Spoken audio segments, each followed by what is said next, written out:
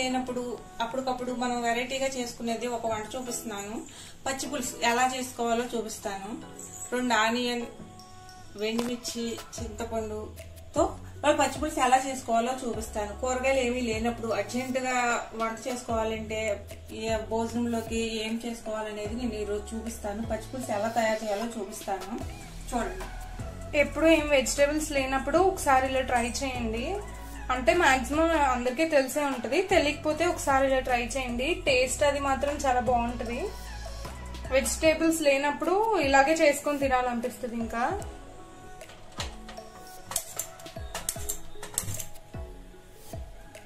Pan పెట్టుకున్నాము.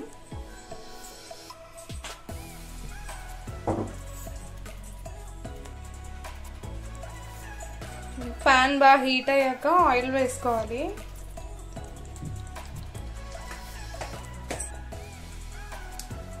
Oil కొంచెం heat అయితే చాలండి, బాగా హీట్ అవ్వకూడదు. ఎందుకంటే ఎండుమిర్చి మాడిపోతాయి. కొంచెం హీట్ అయితే చాలు. ఫ్రై చేసుకోవాలా?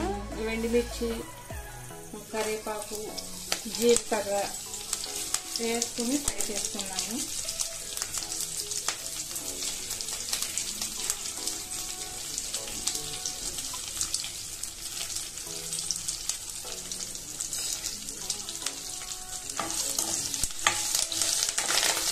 ఆయిల్ బాగా వేడేది అనుకోండి, ఎండుమిర్చి మాడిపోతాయి. ఇంకేం బాగా హీట్ అవ్వకూడదు. కొంచెం హీట్ అయిన తర్వాత ఇవన్నీ వేసుకోవాలి. కొంచెం దూరంగా ఉండండి, కరివేపాకు వేస్తే ఆయిల్ మీద పడుతుంది కదా.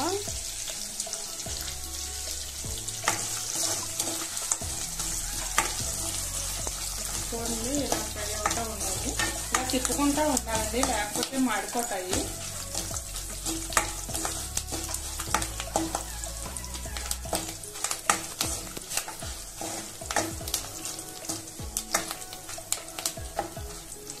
చూసారు కదా వెండిమిర్చి ఎలా వచ్చినాయో.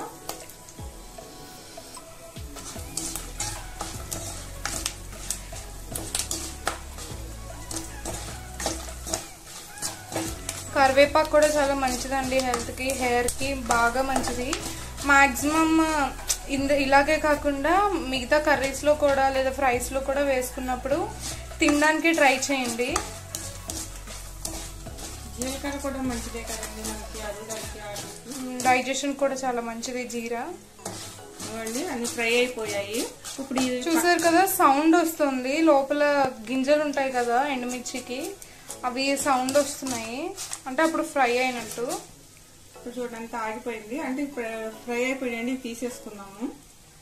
స్టవ్ ఆఫ్ చేసుకొని తీసుకోవాలి. మరి ఎక్కువ ఫ్రై చేయొద్దు, బ్లాక్ గా మాడిపోతాయి.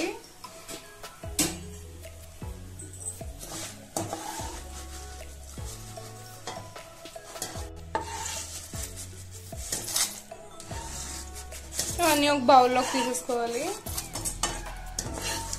ఒకసారి ట్రై చేయండి ఇలా, ఎప్పుడన్నా ట్రై చేయకపోతే. చాలా బాగుంటుంది టేస్ట్, హెల్త్ కూడా మంచిదే. ఇవి అన్ని మనం యూజ్ చేసేవి, ఇందులో వేసుకునేవి. ఇవి బాగా చల్లారిన తర్వాత మిక్సీ పట్టుకుందామండి. ఈ ఎండుమిర్చి, జీరా, కరివేపాకు ఫ్రై చేసుకున్నాం కదా, ఇవన్నీ బాగా చల్లగా వేడి మొత్తం తగ్గిపోయాక ఇవి అన్నిటినీ మిక్సీ చేసుకోవాలంట. ఒక 5-10 మినిట్స్ పక్కన ఉంచితే ఇవి కూల్ అయిపోతాయి. ఇప్పుడు ఈ వారేలోపు ఇదిగోండి చింతపండు తీసుకున్నాము, దీన్ని నానబెట్టుకున్నాము. ఇది వేడి నీటిలో నానబెడితే తొందరగా నానిపోతుందండి. ఇదిగో 2 ఆనియన్స్, ఇవి చిన్న చిన్న ముక్కలుగా కట్ చేసుకున్నాము. ఆ వారేలోపు ఇవి నానబెట్టుకుని 2 కట్ చేసుకున్నాము. చింతపండు కొంచెం మీకు తొందరగా నానాలి అంటే హాట్ వాటర్ లో వేస్తే తొందరగా నానిపోతుందంట. అండ్ అలాగే ఆనియన్ కూడా బాగా చిన్న చిన్న పీసెస్ గా చాప్ చేసుకోవాలంట, కట్ చేసుకోవాలి. ఇదిగోండి చింతపండు ఇలా నానాలి. ఆనియన్ కోసేసుకున్నాము. ఇవి చాలా బాగుంటాయండి. ఇవి మా చిన్నప్పుడు మా అమ్మమ్మ వాళ్ళు, మా అమ్మగారు వాళ్ళు ఎక్కువ చేసేవారండి. చాలా టేస్టీగా ఉండేవి. అప్పుడు కూరగాయలు పండించుకునే వాళ్ళం కదా, కూరగాయలు లేనప్పుడు ఎక్కువ మంది ఉండేవాళ్ళం కదా, అమ్మమ్మలు, నాయనమ్మలు, తాతలు అందరూ ఉన్నప్పుడు ఎక్కువ నైట్ టైం ఇలాంటివే వంటలు చేసేవారు. చాలా టేస్టీగా చాలా ఉంటాయండి. చారులో, భోజనంలో మేగడేసుకుని తింటే, చాలా కలుపుకుని తింటే చాలా బాగుంటాయి టేస్టీగా. చూసారు కదా, చింతపండు ఆల్రెడీ మమ్మీ నానబెట్టేశారు.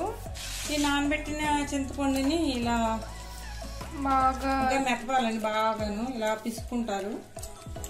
బాగా మెత్తపి ఇలా జ్యూస్ లాగా రావాలి. అండ్ అలాగే చూసారు కదా, బాగా చిన్న చిన్న పీసెస్ గా ఆనియన్ కట్ చేసుకున్నారు.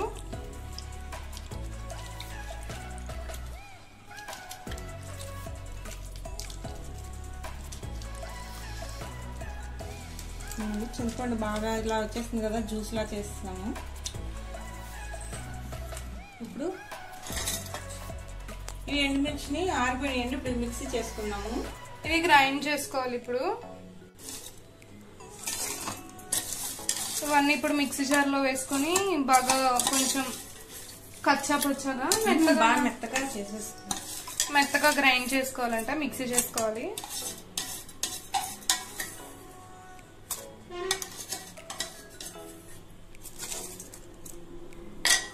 మిక్సీ చేసేసుకున్నాం. బాగా ఇవి మెత్తగా మిక్సీ చేసుకుందాము. మిక్సీ చేసుకుందా చూపిస్తాను.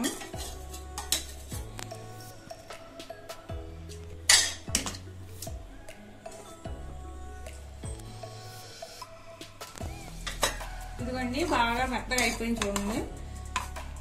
ఇలా మెత్తగా చేసుకోవాలి. దీంట్లో సాల్ట్ వేసి మిక్సీ చేసుకోవచ్చు, లేదంటే మనం తర్వాత అయినా కలుపుకోవచ్చు. ఇప్పుడు బౌల్ తీసుకుందాము. దానిలో ఈ మిక్సీ పట్టిన కారం వేసేద్దామండి. ఇవన్నీ మిక్స్ చేసుకోవాలి. ఇప్పుడు వేసేస్తాం కదా, వేసిన తర్వాత ఇప్పుడు చింతపండు జ్యూస్ వేద్దాం. మనం గ్రైండ్ చేసుకున్నాం కదండి ఎండుమిర్చి, జీరా, కరివేపాకు, అది ఒక బౌల్లో వేసుకోవాలి. చూడండి, చాలా మెత్తగా అయిపోయింది. అలా చేసుకుంటే చాలు. దానికి మించి ఇంకా మెత్తగా అవ్వదు, ఎందుకంటే అంటుకుంటుంది. ప్లస్ మళ్ళీ అందులో ఎండుమిర్చిలో గింజలు ఉంటాయి కదా, మెత్తగా అవ్వదు. ఇప్పుడు చింతపండు జ్యూస్ పోసుకున్నాం. అందులో చింతపండు నానబెట్టుకున్నాం కదా, సో అది కూడా వేసుకోవాలి.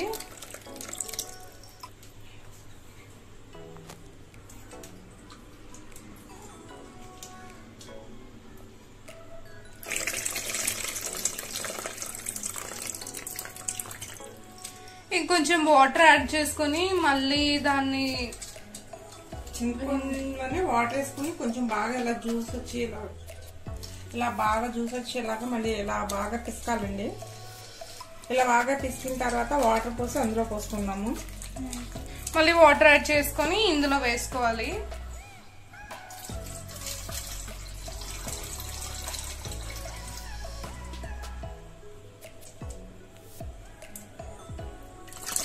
అలా అని మరీ వాటర్ ఎక్కువ యాడ్ చేసేయద్దు, ఎందుకంటే చింతపండులో మనకి అది జ్యూస్ లా ఉంటుంది కదా, అది ఉన్నంత వరకే వాటర్ యాడ్ చేసుకోవాలి. మరీ ఎక్కువైపోయినా నార్మల్ వాటర్ టేస్ట్ లో వచ్చేస్తుంది.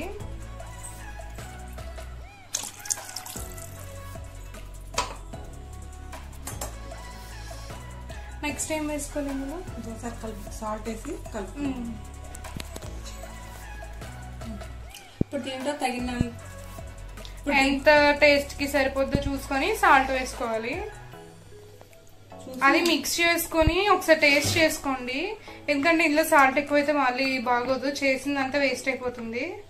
ఇంకా ఇప్పుడు దీనిలోని షుగర్ కానీ బెల్లం కానీ వేసుకోవాలి. ఇప్పుడు నేను షుగర్ మిక్సీ కొట్టింది అది వేస్తాను. పౌడర్ అయితే కలిసిపోతుంది కదా. మన ఛానల్ ని కొత్తగా ఎవరైనా చూస్తే లైక్ చేయండి, షేర్ చేయండి, సబ్స్క్రైబ్ చేయండి. అలాగే పక్కన ఉన్న బెల్ ఐకాన్ క్లిక్ చేసి ఆల్ అనే ఆప్షన్ క్లిక్ చేస్తే నేను పెట్టిన వీడియోస్ మీకు వెంటనే నోటిఫికేషన్ గా వచ్చేస్తాయి. సో మరి ఇలాంటి మంచి మంచి రెసిపీస్ కావాలంటే సబ్స్క్రైబ్ చేసుకోండి. అలాగే మీ ఫ్రెండ్స్ అండ్ ఫ్యామిలీకి షేర్ చేయండి.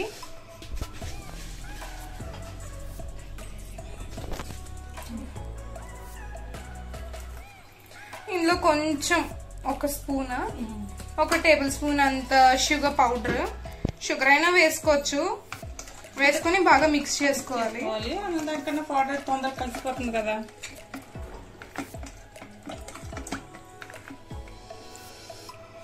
ఇప్పుడు దీంట్లో ఆనియన్ వేసేద్దాం. ఇందులో ఆనియన్ వేసేద్దామండి. ఇప్పుడు కట్ చేసుకున్న ఆనియన్ పీసెస్ వేసేసుకోవాలి. కొంచెం చిన్న చిన్నగా కట్ చేసుకుంటే బాగుంటాయి.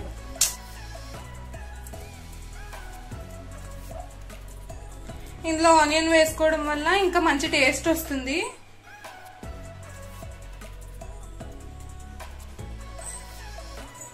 ఎంత చిన్న చిన్నగా పీసెస్ కట్ చేసుకోవడానికి వీలైతే అంత చిన్న చిన్న పీసెస్ కట్ చేసుకోండి, ఎందుకంటే పెద్ద పెద్ద పీసెస్ అయితే అంత బాగోదు.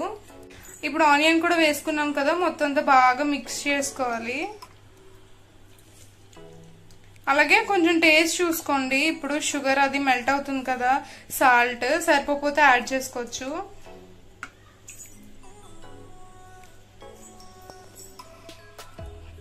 కొంచెం సాల్ట్ తక్కువ అయింది, ఎండుమిర్చి కొంచెం ఘాటుగా ఉంటుంది కదా అందుకే.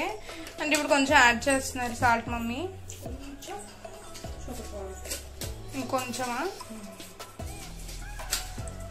ఇది అంటే మనం తినే స్వీట్నెస్ బట్టేనే వేసుకోవచ్చు. ఇంకొంచెం షుగర్ పౌడర్.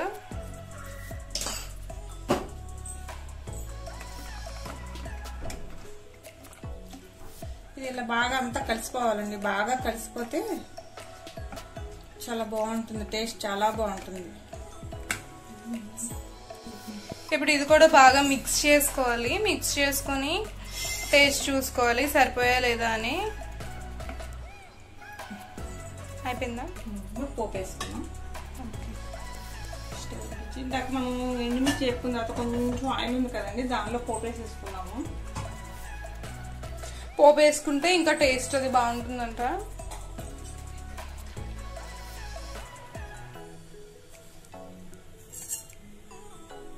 కొంచెం ఆయిల్ హీట్ అవుతున్నప్పుడు ఆవాలు వేసుకోవాలి.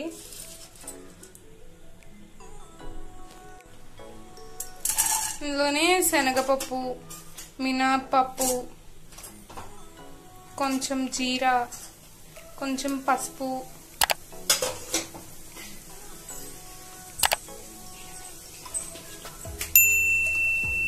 కొంచెం టేస్ట్ కోసం ఎండుమిర్చి ఒక 2 to 3 వేసుకోవాలి.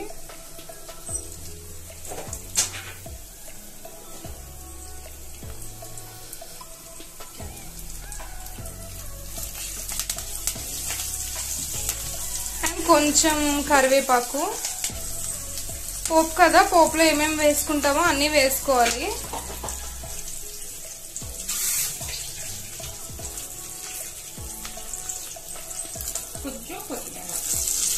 అండ్ మమ్మీ కొత్తిమీర కూడా తాలింపులోనే అదే పోపులోనే వేసేస్తున్నారు.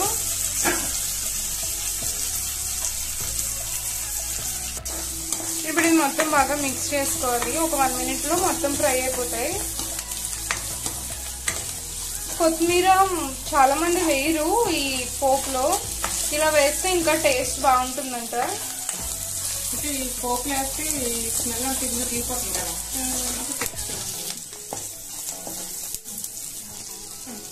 ఇంకా స్టవ్ ఆఫ్ చేసేసుకోవాలి. ఇప్పుడు ఇందులోనే మనం చేసుకున్న ఇది ఏంటి రసం, పచ్చి పులుసు వేసేసుకోవాలి. మొత్తం వేసుకొని మిక్స్ చేసుకోవాలి, అంతేనా? సో ఇంతేనండి, టేస్టీగా రెడీ అయిపోయింది పచ్చి పులుసు. మీకు ఎప్పుడన్నా ఇంట్లో వెజిటేబుల్స్ అవి లేనప్పుడు ఇలా ఈజీగా ఒక 10 minutes లో అయిపోతుంది. ఇది ట్రై చేయండి ఒకసారి. ట్రై చేసి ఎలా వచ్చింది, మీకు నచ్చిందా లేదా అని కామెంట్ చేయండి. సో మన ఛానల్ని కొత్తగా ఎవరైనా చూస్తే లైక్ చేయండి, షేర్ చేయండి, సబ్స్క్రైబ్ చేయండి. అలాగే పక్కనున్న బెల్ ఐకాన్ క్లిక్ చేసి ఆల్ అనే ఆప్షన్ క్లిక్ చేస్తే నేను పెట్టిన వీడియోస్ మీకు వెంటనే నోటిఫికేషన్ గా వచ్చేస్తాయి. సో ఇంతేనండి, టేస్టీగా పచ్చి పులుసు రెడీ అయిపోయింది. దీన్ని ఇంకా మనం వేరేగా కూడా చేసుకోవచ్చు. వంకాయ వేసి చేసుకోవచ్చు, మ్యాంగో వేసి చేసుకోవచ్చు. కానీ ఇది అన్నంలో చారు పోసుకుని తినేటప్పుడు మేగడేసి కలుపుకుని తింటేనే బాగుంటుంది. బాగోదు, మేగడేసి కలుపుకోవాలి. పెరుగు మీద మేగడు, పెరుగు మీద మేగడ వేసుకుంటే క్రీమ్ వేసుకుంటే ఇంకా బాగుంటుందంట టేస్ట్. సో ట్రై చేయండి. సో మరి ఇంకా మంచి రెసిపీతో నేను మళ్ళీ కలుస్తాను. Bye bye.